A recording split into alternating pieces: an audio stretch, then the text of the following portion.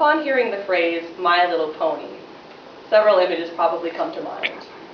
Little girls, frolicking ponies, bright feminine colors, grown men. Wait. At least that's the case for My Little Pony, Friendship's Magic, a new series that released in 2010. Despite the show consisting of almost entirely females, with very masculine names like Pinkie Pie, Fluttershy, and Twilight Sparkle, the show has accumulated a surprisingly large male fan base, who self-identify as Bronies, a combination of the words bro and pony.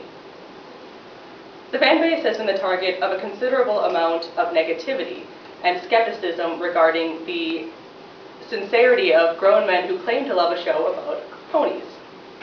However, given the sheer massiveness of the fan base, consisting of literally thousands of individuals spread over several websites, we must ask with seriousness whether this is merely a conglomerate of individuals sharing a running joke, or whether it's something more significant. Thus, we are confronted with the following research question.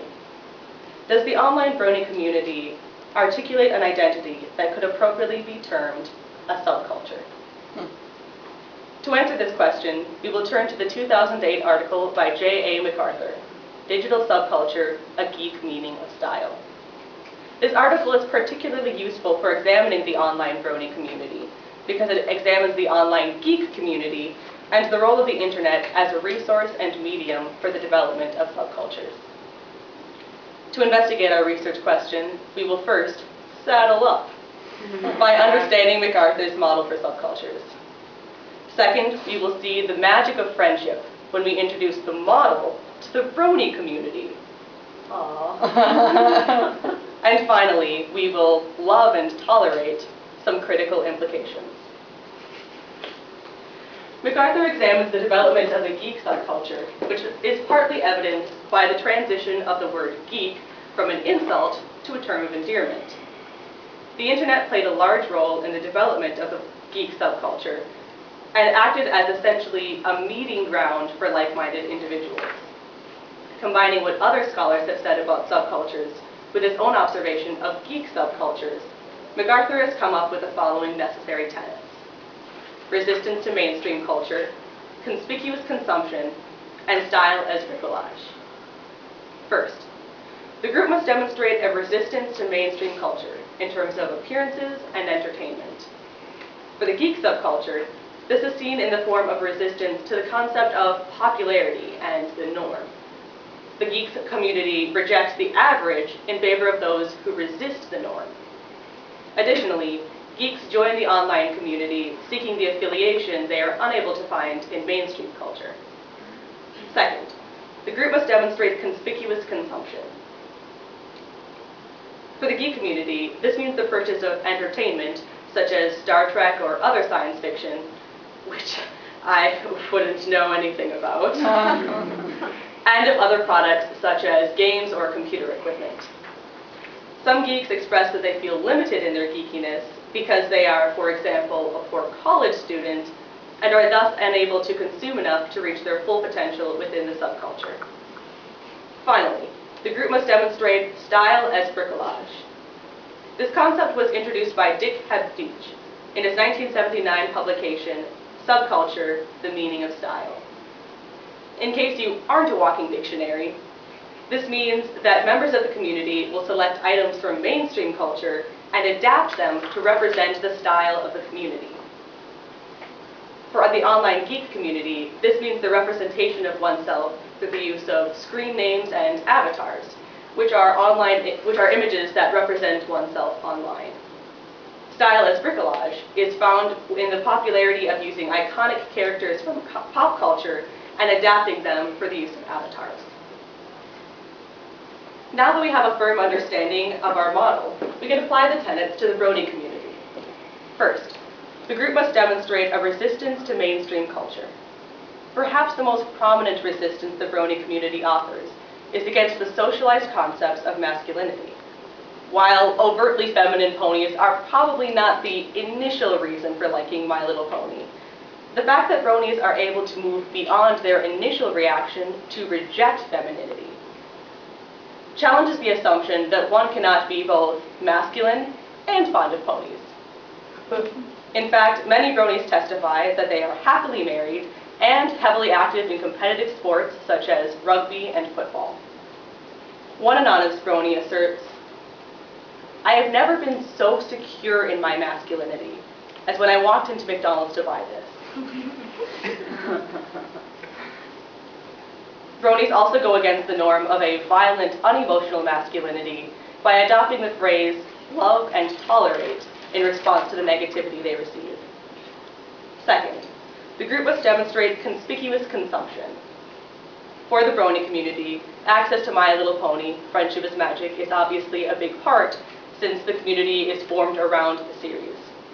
However, the purchase of My Little Pony toys is also a big part of the community, whether it comes from the store or from a McDonald's Happy Meal. The reality that the company intended these toys for little girls makes it particularly conspicuous when they are purchased by adult males. Finally, the group must demonstrate style as bricolage. One way the brony community does this is by ponyfying everyday words and items. Certain pronouns are replaced with words like some pony, every pony, and no pony. And other words come into the mix like bro hoof.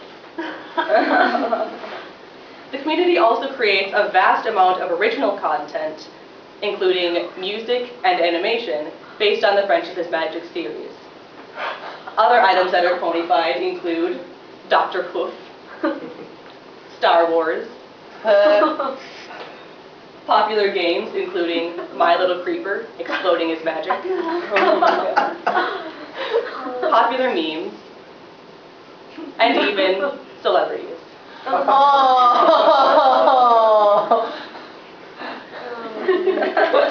Having applied MacArthur's model, we can return to our research question. Does the online brony community articulate an identity that could appropriately be termed a subculture? Based on MacArthur's model, we can say, yes, the online community can be classified as a subculture. From this assertion, we can draw two critical implications.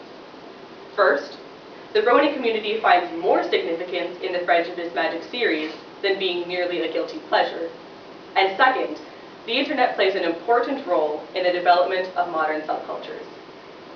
First, despite the pervasive idea that bronies are emotionally stunted men, watching the show as merely a joke or a guilty pleasure, many attribute life-changing significance to the series.